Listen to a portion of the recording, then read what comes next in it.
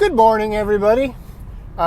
So this morning I was thinking about this term that I throw around a lot, and a lot of people throw around a lot, which is the term wellness. And I was thinking, like, it was kind of like the mind. Like several years ago, this guy, Dr. Dan Siegel, was kind of like, I want to define what the mind is. When people use the word mind, are they talking about the brain? Are they talking about the inner workings of the body? What is the mind? Is it the universe? You know what I mean? And so I was thinking about wellness this morning. I'm like, that's such a like subjective term. And there's so much, if you're in the niche of health and wellness, that a lot of people think that's just fitness and nutrition. A lot of people think that's just, mindfulness and meditation. A lot of people think it's religion or spirituality. There's just a whole lot of different ideas about that. And I just wanted to jump on here and kind of start talking about that a little bit. Obviously, if you've been watching some of my videos, I talk about, a kind of a cliche thing, which is mind, body, spirit, health. And, but I find people don't do that, you know what I mean? They'll do the mind part or the body part or the spirit part, but they leave the other parts out. But I was thinking about this, and I'm like, when I'm around a person and I feel like they are, quote, well, what is that? And I don't know that this is exactly it, but I'm just going to throw it out there. You can tell me what you think.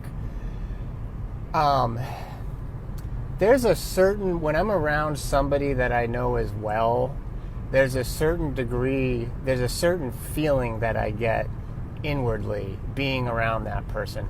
And it doesn't necessarily mean that I have to like their personality, but there's a certain degree of I don't know if it's called ego strength or personal strength, where I feel like they're present, they're aware of their surroundings, they don't, jump to conclusions, they don't, just answer you to appease you. They have an ability to be honest, but to do that without, hurting everybody. These are just qualities that I've noticed. But again, I come back to that. It's just sort of like I'm around the person and I just have this inner sense that there is a degree of wellness in their life, and I don't think that necessarily has to do with, they eat good or they exercise or they, pray and meditate every day. I think those are just kind of vehicles that get there. And I think I think people are not always created equally. So, some people, they live a life and that just kind of comes naturally to them. But there's a whole lot of people like myself where I had to learn certain things, to do certain things to get to a place where I felt like that type of person. You know what I mean? And again, it's really hard to describe, but